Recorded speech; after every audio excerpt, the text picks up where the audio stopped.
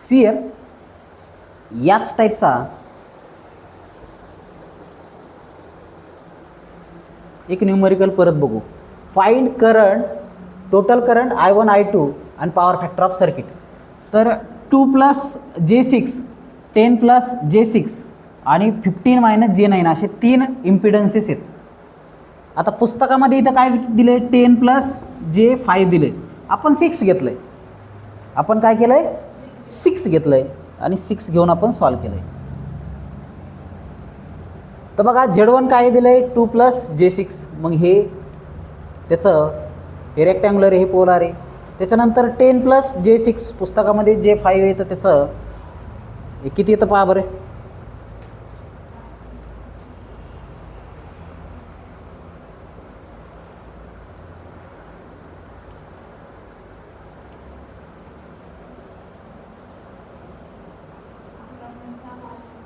11.66. थोडा फरक येणार आहे सगळीकडंच, तर ते आपण करेक्ट करून घेऊ याच्यामध्येच. 11.66 ॲट अन अँगल ऑफ 30.96 आणि Z3 जसं तसं. ओके, त्या पुस्तकामध्ये हे होतं, आपण हे घेतलं आहे. चला आता Z1 Z2 divided by Z1 Z1 + Z2 इथं पॅरलर कॉम्बिनेशन करायचं.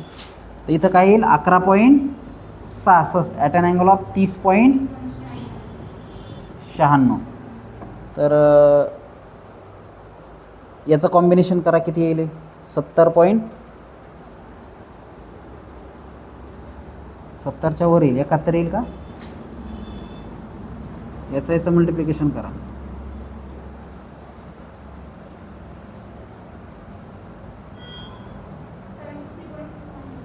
73.69 ॲट अन अँगल ऑफ ह्या दोन्हीची बेरीज किती आलं आहे, 71 म्हणजे 102.52. चला 102.52. तर हा फरक कशामुळे आला आहे, कारण इथं आपण याच्याऐवजी ते घेतलं आहे. ओके, मग आता हे याचं हे बरोबर आहे का, 6 + 6 हे 12 आणि हे 12. ओके, तर याला 16.97 ॲट अन अँगल ऑफ 45. तर आता याला थोडं सिम्प्लिफाय करा. हे दोन्हीचं काय येईल उत्तर, 4.34 ॲट अन अँगल ऑफ, याच्यातून हे गेलं 45 गेले,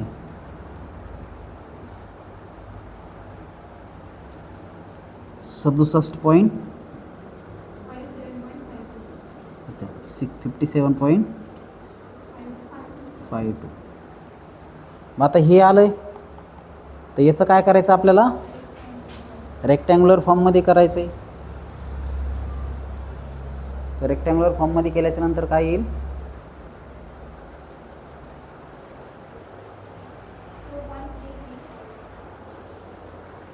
2.33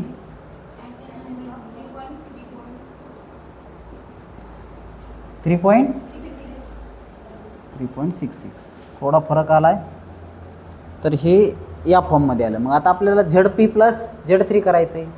मग 2.33 घ्या, ZPच्या जागेवर 2.33 आणि 3.66 घ्या, +15 करा. तर मग किती येईल, 17.33 मायनस, आता हे करा 9 - 3.66 म्हणजे 5.33,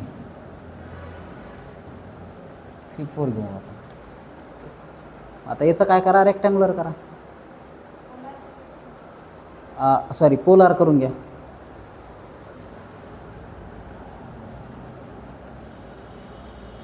थोडा फरक येईल,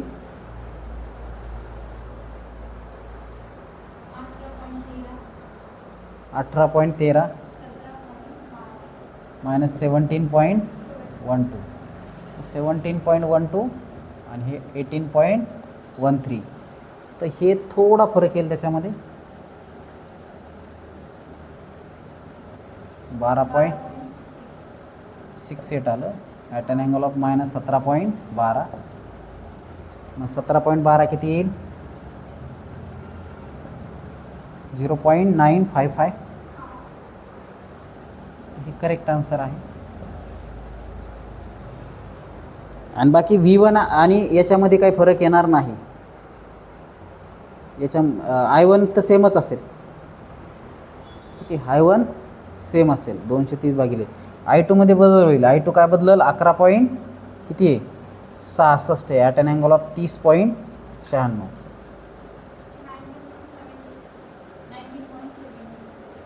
19.72 ॲट अन अँगल ऑफ -30.96.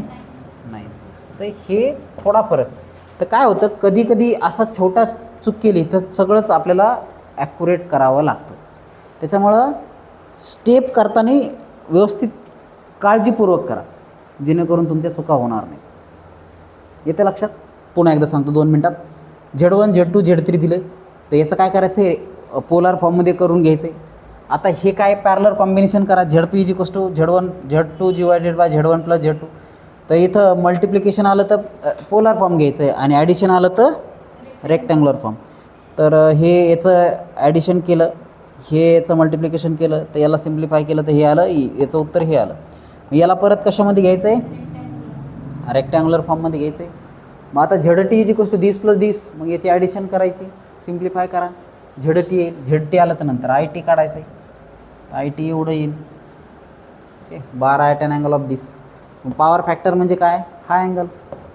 तर ह्याला 0.955 आलं, तर हा प्लस मायनस जे असेल ते घेऊन टाकायचं. कॉस ऑफ प्लस अँगल तेवढंच येतो, मायनस अँगल तेवढंच येतो. मग I1 is equals to V by Z1 आणि I2 is equals to V by Z2. आता इथं काय काय विचारलं होतं? Current, I1 I2 power factor. Power factor आपण काढला, तर हे 4 व्हॅल्यू आहेत. आलं लक्षात? असा प्रश्न 6 मार्काला विचारतात. तर पहिले हे काढायला 2 मार्क आणि नंतर परत एक काढायला 1 मार्क. 2 + 4 येतं लक्षात? या टाईपचा न्यूमरिकल जमल ना? चला, आता राहिलेला जो न्यूमरिकल आहे 10 + J6 वाला, तर तुम्ही घरी करून आणायचं. ओके, सो राईट डाऊन दिस.